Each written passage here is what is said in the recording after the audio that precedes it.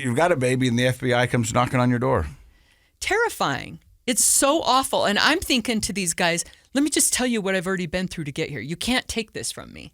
I've lost too much. I built myself up from, the single mother. I went through addiction. I'm falling on some hard times, but let's work it out, I think I had a conversation like that. And they looked at me and looked at Chad and said, hey, you're going to need to decide which side you're on. They say that to my husband because... Yeah, because those FBI guys are really like soft and nice and easy to work with, right? No, it's so scary. They're like, you're going to have to pick sides because we can indict you on a conspiracy. So like, if you want to help us, and I'm just like, you're trying...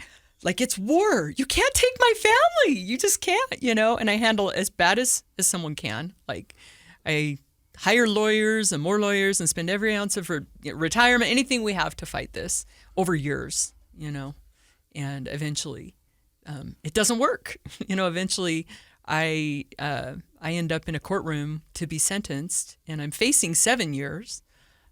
There's plenty that happened in there, but I don't think the podcast goes all day, so we'll just get to the part where I'm sitting in a courtroom. The courtroom is a place where things get real. Like, there's no way for you to deny it anymore. It's the most sterile and lonely place I've ever been in my life. And you've been in prison.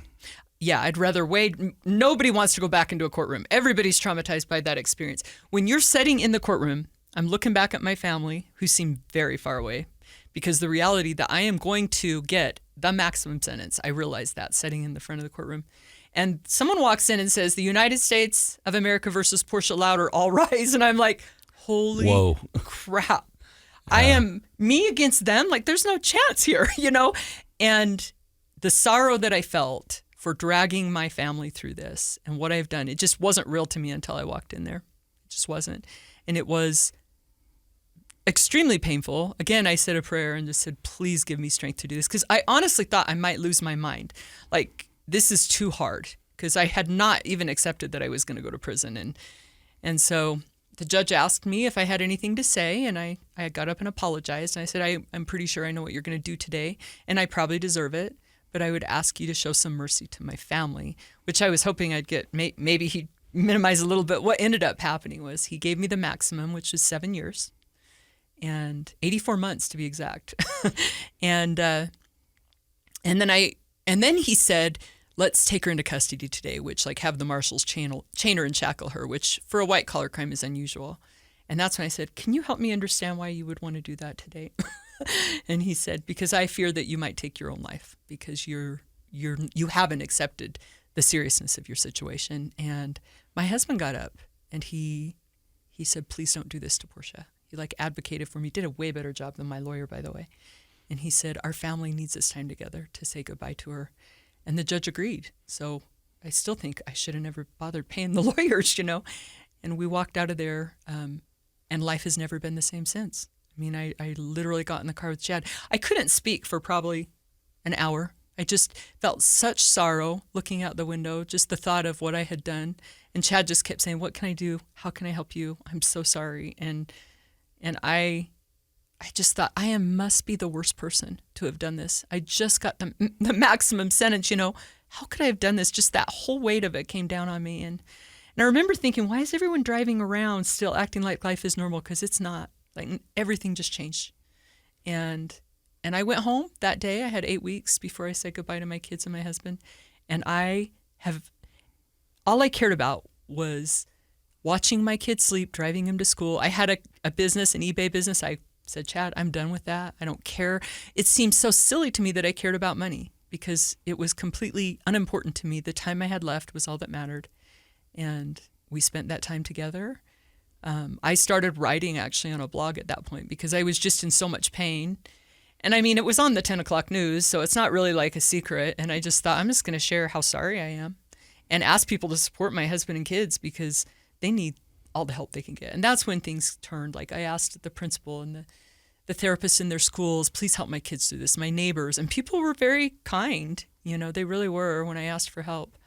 And then I went to prison. And most painful thing I've ever experienced, going through that sentencing and then saying goodbye to my kids. I write about it in my book. And then I walk into a difficult life. 8 weeks. Mm-hmm. On the one hand, I guess you could look at that as a blessing to be able to have that time, of course, to do all the things you just described. Mm-hmm. On the other hand, I could see how that's a long time to anticipate having to do maybe the worst thing in your life, which is say goodbye to your family and go to prison. Mm-hmm.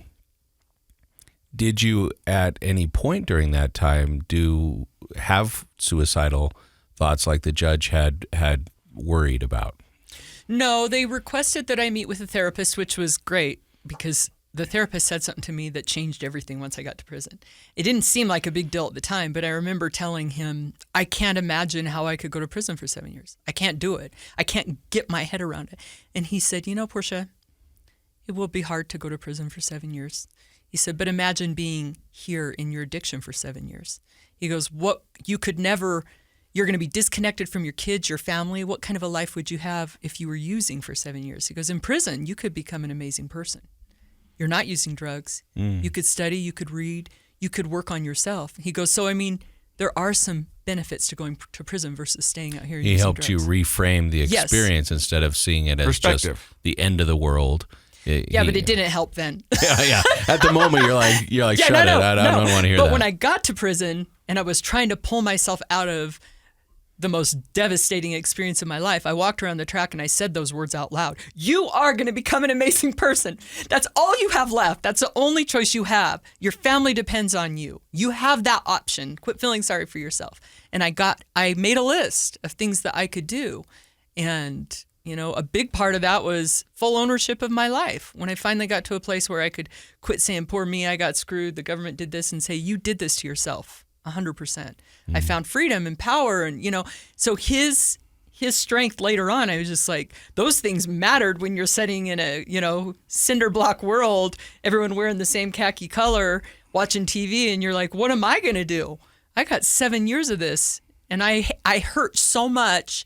All I can see is my children's faces, and I want to die, and I never want to use drugs again, but I don't trust myself anymore. I'm so scared, And I probably needed 4.5 years for my brain to get right.